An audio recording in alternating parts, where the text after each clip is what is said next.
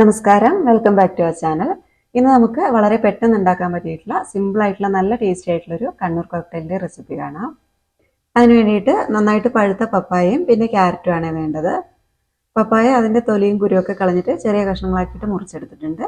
ഒരു 1/4 കപ്പ് പപ്പായ ഉണ്ടാവുക, 100 ഗ്രാം. അതുപോലെ തന്നെ ക്യാരറ്റ് മീഡിയം സൈസുള്ള 2 എടുത്തിട്ടുണ്ട്. അതിന്റെ തൊലിയൊക്കെ ഒന്ന് ചിരണ്ടി കളഞ്ഞിട്ട് ചെറിയ കഷ്ണങ്ങളാക്കിയിട്ട് മുറിച്ചിട്ടൊന്ന് വേവിച്ചെടുത്തതാണ്. കുക്കറിലേക്ക് ഒരു 1/4 കപ്പ് വെള്ളം ഒഴിച്ചിട്ട് 2 വിസിൽ വരുന്നവരെ നന്നായിട്ടൊന്ന് വേവിച്ചെടുത്താൽ മതി.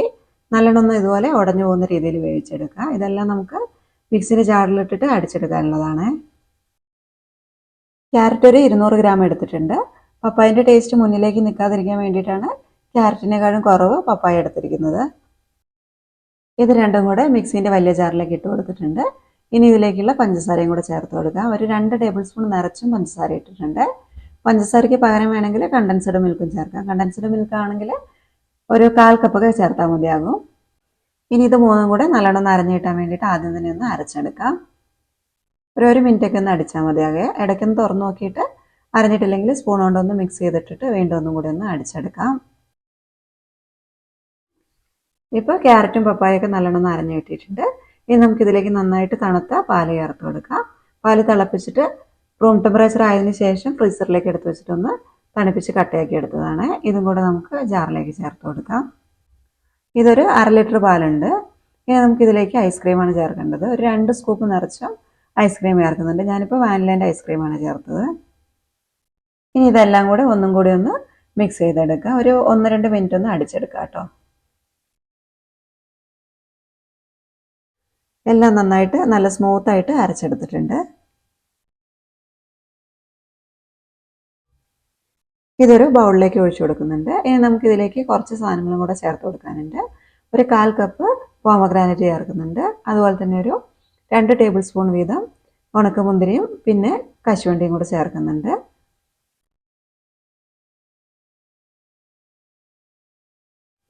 എല്ലാം ഒന്ന് മിക്സ് ചെയ്തെടുക്കാം. മധുരമൊക്കെ പാകമാണോ എന്ന് നോക്കുക കേട്ടോ. 2 ടേബിൾ സ്പൂൺ നിറച്ചും പഞ്ചസാര പാകത്തിന് ഉണ്ടാകും. എന്നാലും വേണമെന്നുണ്ടെങ്കിൽ വീണ്ടും ചേർത്ത് കൊടുക്കുക. അതുപോലെ ഐസ്ക്രീമിൻ്റെ ടേസ്റ്റ് വേണമെന്നുണ്ടെങ്കിൽ കുറച്ചും കൂടി ഈ ഒരു സമയത്ത് ചേർത്ത് കൊടുത്തിട്ട് മിക്സ് ചെയ്തെടുത്താൽ മതി. അതുപോലെ തന്നെ നമ്മൾ മുന്തിരിയും കശുവണ്ടിയൊക്കെ ചേർത്തതിൻ്റെ കൂടെ തന്നെ കുറച്ച് കോൺഫ്ലെക്സും കൂടെ ചേർത്ത് കൊടുത്താലും നല്ലതായിരിക്കും. കോൺഫ്ലെക്സ് ചേർക്കുകയാണെങ്കിൽ നമ്മൾ കഴിക്കുന്നതിൻ്റെ തൊട്ട് മുമ്പ് ചേർത്താൽ മതി. അതല്ലെങ്കിൽ അത് അലിഞ്ഞു പോകുമല്ലോ, കഴിക്കുമ്പോൾ നല്ല ക്രിസ്പി ആയിട്ട് കിട്ടില്ല. അതുകൊണ്ട് കഴിക്കുന്ന സമയത്ത് സെർവ് ചെയ്യുന്ന സമയത്ത് മാത്രം ചേർത്ത് കൊടുത്താൽ മതി. ഇനി ഇത് സെർവിങ് ഗ്ലാസ്സിലേക്ക് ഒഴിക്കാം. ഒഴിച്ചതിന് ശേഷം മുകളിലായിട്ട് നമുക്ക് കുറച്ച് പോമഗ്രാനൈറ്റ് അതുപോലെ തന്നെ ഉണക്കമുന്തിരി കശുവണ്ടിയൊക്കെ ചേർത്ത് കൊടുക്കാം. ഇതൊക്കെ കൂടുതൽ ചേർക്കുമ്പോൾ നല്ലതായിരിക്കും. കഴിക്കുമ്പോൾ ഇടയ്ക്കൊന്ന് കടിക്കാൻ കിട്ടുന്നത് നല്ലതാണ്. അപ്പോൾ സിമ്പിളായിട്ടുള്ള കണ്ണൂർ കോക്ടെയിൽ ഇവിടെ റെഡി ആയിട്ടുണ്ട്. ഇത് നമ്മൾ ഉണ്ടാക്കുന്ന സമയത്ത് ക്യാരറ്റിനേക്കാളും പകുതി എടുത്താൽ മതിയാകെ പപ്പായൻ്റെ ടേസ്റ്റ് അധികം മുന്നിലേക്ക് നിൽക്കാത്തതായിരിക്കും നല്ലത്.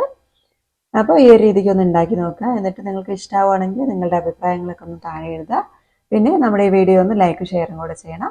ചാനലൊന്ന് സബ്സ്ക്രൈബ് ചെയ്തിട്ട് സപ്പോർട്ടും കൂടെ ചെയ്യണം. സബ്സ്ക്രൈബ് ചെയ്യുന്ന സമയത്ത് അതിൻ്റെ തൊട്ടടുത്തൊരു ബെൽ ബട്ടൺ കാണുന്നില്ലേ, അതും കൂടി ഒന്ന് പ്രസ് ചെയ്യുകയാണെങ്കിൽ ഞാൻ അപ്ലോഡ് ചെയ്യുന്ന വീഡിയോസൊക്കെ നോട്ടിഫിക്കേഷനായിട്ട് പെട്ടെന്ന് തന്നെ ഫോണിലേക്ക് കിട്ടിക്കോളും. അപ്പോൾ ഇതുപോലെയുള്ള നല്ല റെസിപ്പീസുമായിട്ട് അടുത്ത വീഡിയോയിൽ കാണാം. അതുവരെ നന്ദി, നമസ്കാരം.